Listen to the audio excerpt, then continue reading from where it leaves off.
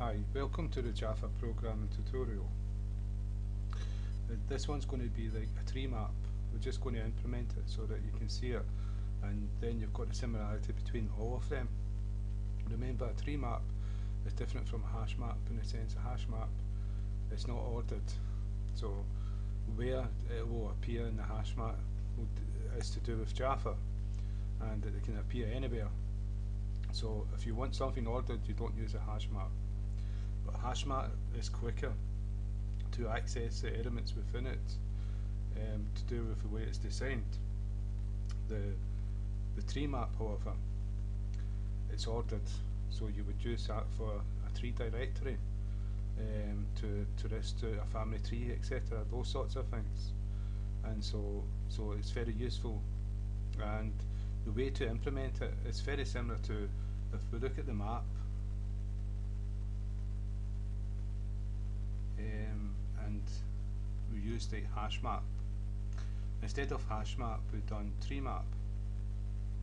We didn't put the types integer and string in. We could have done that, but I didn't. Right, and so m3.put, and we put an integer. What we've got, if we've got a map and we've got a value, so these two are mapped together, and so it's 21, 22, 23, 24, 25. And these are ordered in the way that you put them in, so you've got access that you can do a whole directory tree branching off in all different directions. And so it uses the put command, just like the map.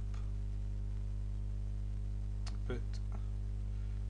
The other ones use the add, and so that's a hash set. That's a set.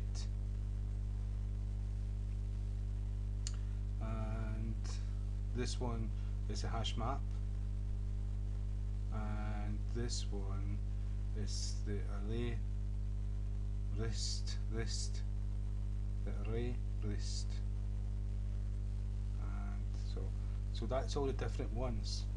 And so to implement it, we made an instance of the map. The constructor was treemap. We added the values using put. We didn't use it for it. We just made it nice and simple and easy so that you can see what's happening. We used the iterator to show the values. So empty values dot iterator, and what we were passing was a string. And so we created a variable called passing, and then we used a while loop, and this is looking for true to execute the loop or false not to execute the loop. And so hash next, if it doesn't have a next value, it's not going to execute the loop, because it's going to be accessing something that's not there. And if it has something next, it will execute the loop knowing that there's going to be a value to process. And so when it's true, it's going to execute the loop, and when this is false, it's not going to execute the loop. So we put passing equals showing dot next. That's the element that's in the next. The hash next already saw there was something there, and this is us assigning it to passing, and we're printing it out with the system dot out. And if I take this away, and if we run the code, you'll see that we've got YouTube video programming tutorials free, and we can see this. That's what we put there. And so if I outside the while loop, system.out print ln m3, which is what we called this instance of treemap, and it's going to print out all the elements. Well, I'm going to show you. Can't remember what we put in. Right. So this is the system out we looked at here. So it's printed out. We've done 21 equals YouTube, 22 equals video, 23 equals programming, and 24 equals tutorial, and 25 equals free. And so that's it, the basic implementation of treemap. And you can see the similarities, and so a wee bit of practice and you're off and running with data structures. And so what we're going to move on to is input output. So we've already been doing system.out.println, and see what it says.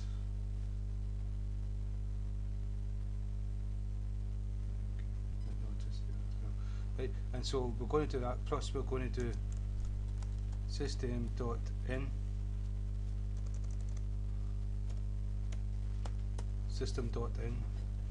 and that's the input stream, so that's to take something into your program to process from outside.